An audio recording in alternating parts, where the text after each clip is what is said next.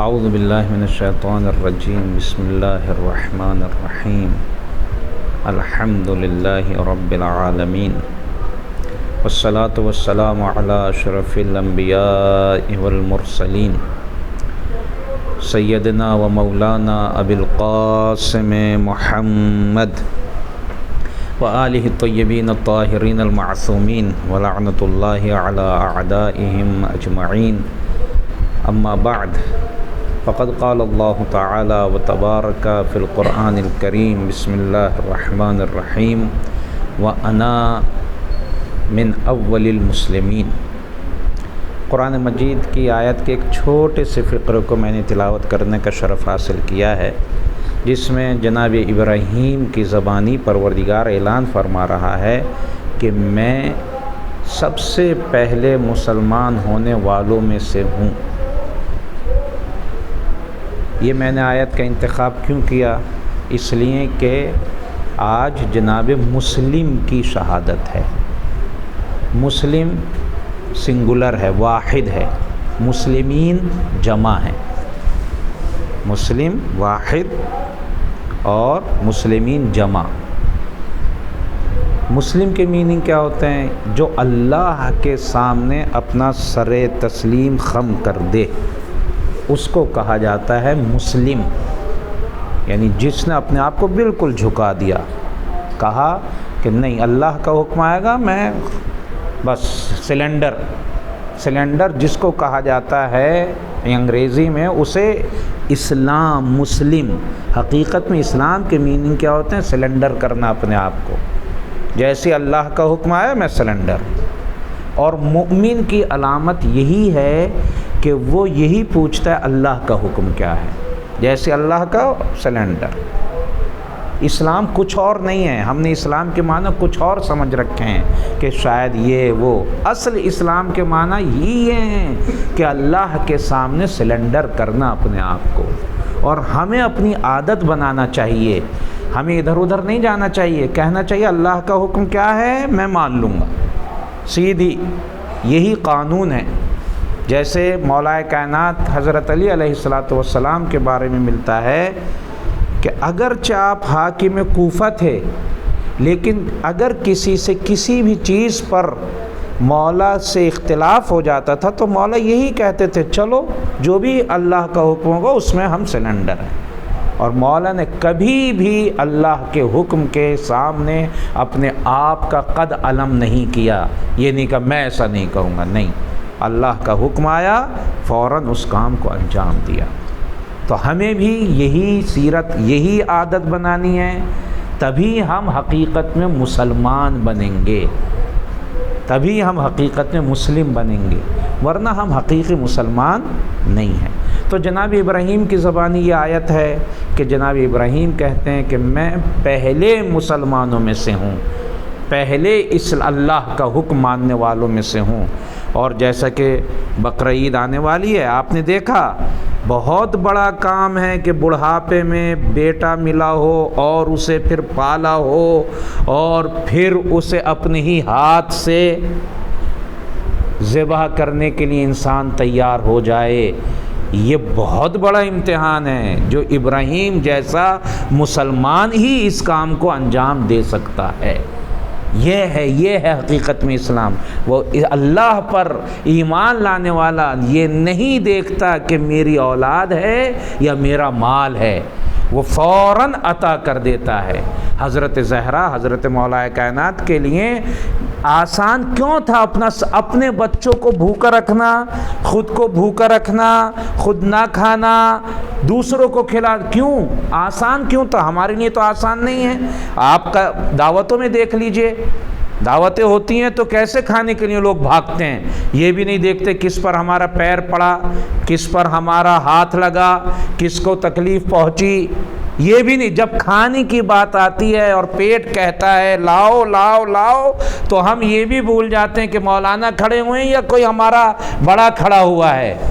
کتنی بڑی قربانی ہے کہ خود کو بھوکا رکھ کے دوسرے کو کھلانا، یہ آسان کام نہیں ہے۔ لیکن حضرت علی اور ان کی زوجہ اور ان کے بچوں کے لیے خود 3 دن کے بھوکے پیاسے لیکن کھلا رہے ہیں. کیوں؟ اس لیے کہ اللہ پر یقین ہے، اللہ کے سامنے سلنڈر کر چکے ہیں. بھوکے بھی رہیں گے، پیاسے بھی رہیں گے، سب کچھ کریں گے، لیکن اللہ کی مرضی. اور سورہ دہر میں اللہ نے یہی کہا ہے، انما نطعمکم لوجہ اللہ. ہم جو کھلا رہے ہیں، سورہ دہر کی یہ فقرہ ہے جو میں نے پڑھا ابھی، ہم جو کھلا رہے ہیں وہ اللہ کی مرضی کے لیے، چونکہ اللہ کے سامنے ہم سلنڈر کر چکے ہیں. تو ہم آئیں جناب مسلم پر.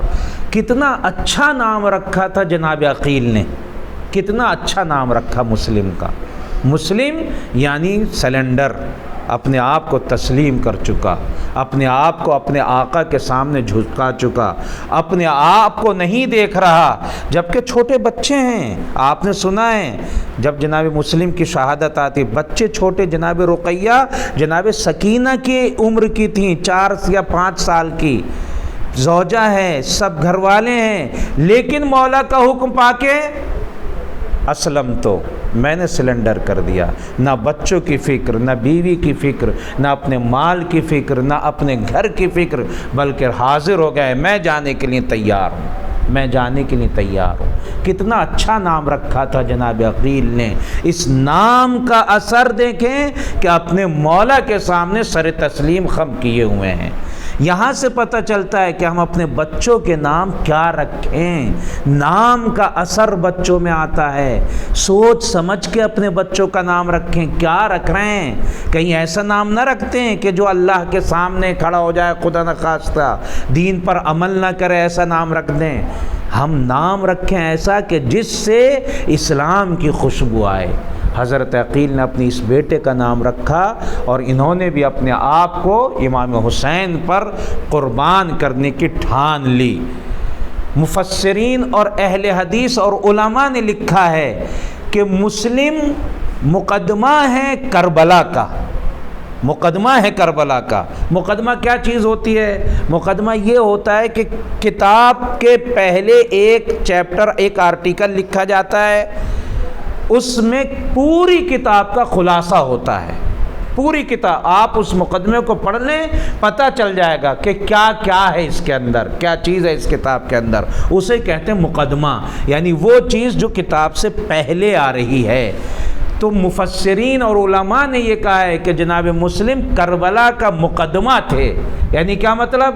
جو کچھ کربلا میں ہونے والا ہے وہ مسلم میں دیکھ لیں. اگر کربلا کو جمع کرنا ہے تو مسلم کے اندر پایا جاتا ہے. اگر کربلا کی پیاس دیکھنا ہے تو مسلم کی پیاس دیکھو.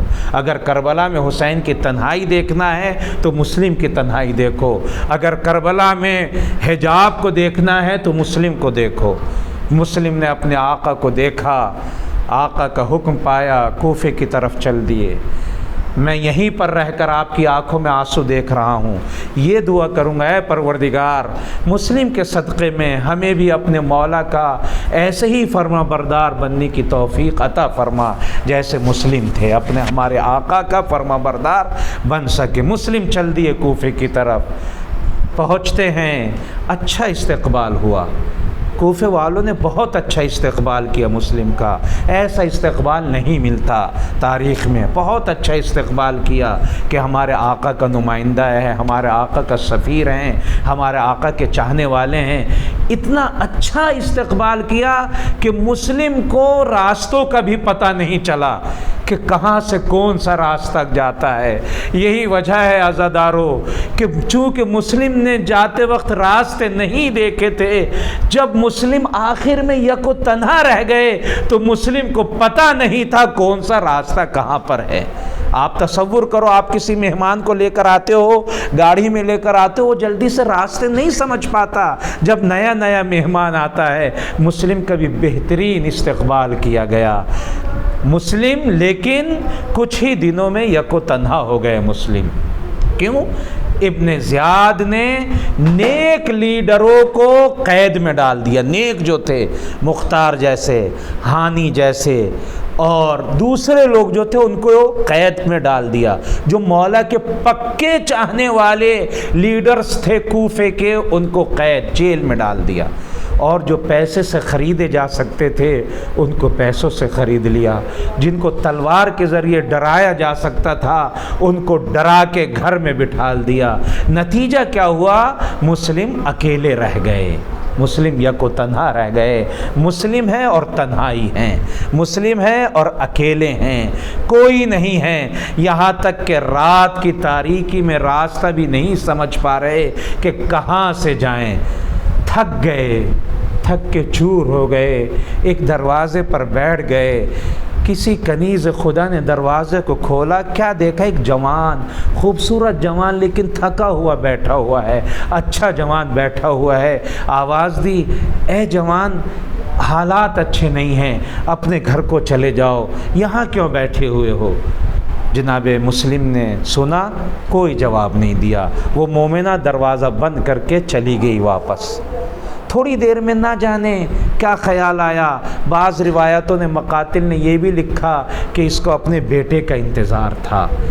پھر دروازہ کھولا، دیکھا کہ وہی جوان پھر بیٹھا ہوا ہے۔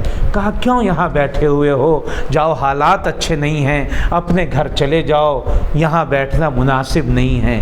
ایک مرتبہ جب دوبارہ جناب مسلم نے یہ فقرہ سنا، آواز دی، مومنہ یہ بتا، جس کا گھر نہ ہو وہ کہاں پر جائے؟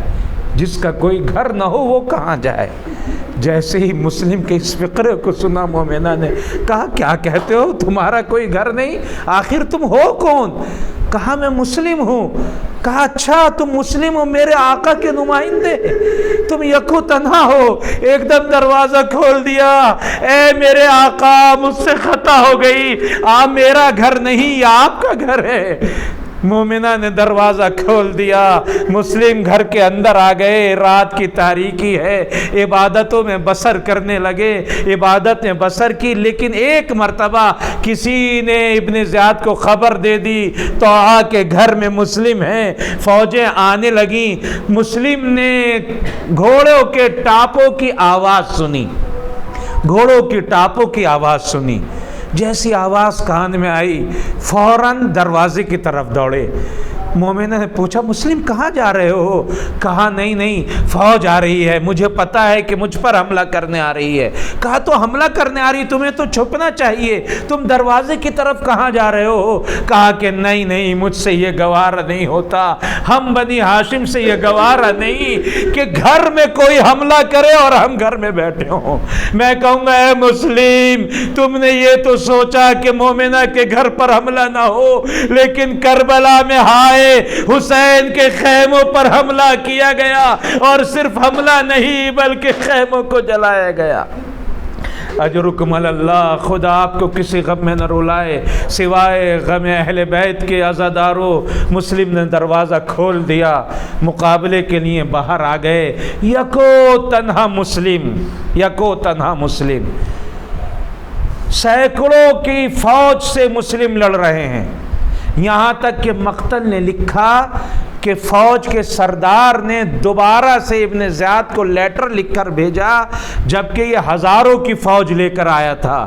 یکو تنہا مسلم سے اتنا جنگ کی مسلم نے کہ اس کو مجبور ہو کر لکھنا پڑا کہ اور فوج بھیجو۔ ابن زیاد کہتا ہے اکیلے مسلم اور تم مقابلہ نہیں کر پا رہے ہو؟ تو جواب دیتا ہے وہ کہ تمہیں پتہ نہیں یہ کون ہے؟ یہ بنی ہاشم کا جوان ہے، یہ بنی ہاشم کا جوان ہے، یہ کوئی عام عرب کا آدمی نہیں ہے، یہ بنی ہاشم کا جوان ہے۔ فوج لائی گئی، مسلم حملہ کرتے رہے، کسی سے مسلم پیچھے نہیں ہٹے۔ پھر وہی حربہ، وہی فریب، وہی دھوکہ جو بنی امیہ کی چال تھی۔ دھوکہ دیا گیا، ایک گڈھا کھودا گیا، اس پر گھاس بچھائی گئی تاکہ یہ احساس ہو کہ یہ زمین ہے۔ جناب مسلم کو پیچھے سے ڈھکیلتے رہے یہاں تک کہ مسلم یہ نہ سمجھ سکے کہ یہ گڈھا ہے، اور اس گڈھے میں جا کے گر گئے۔ مسلم گڈھے میں گرنا تھے۔ مسلم آپ اب کیا کریں، اب آگے نہیں بڑھ سکتے۔ مسلم کو نکالا گیا تو اب کس حالت میں ہے کہ دانت ٹوٹے ہوئے ہیں، دانت زخمی ہیں، دانتوں سے خون نکل رہا ہے مسلم کا، ہاتھوں کو باندھ لیا گیا، ہاتھوں میں ہتھکڑی دربار میں لایا گیا، لیکن بنی ہاشم کا جوان ہے، وہی ترہ ہے، وہی امتیاز ہے، وہی شان و شوکت ہے۔ دربار میں آئے تو سر نہیں جھکایا، دربار میں آئے تو ابن زیاد کو سلام نہیں کیا۔ کسی نے کہا مسلم امیر کو سلام نہیں کرو گے، علیم امیر کو سلام نہیں کرو گے؟ عجیب جملہ کہا مسلم نے، میرا امیر یہ نہیں بلکہ حسین ابن علی ہے، میں اس کو سلام کروں گا۔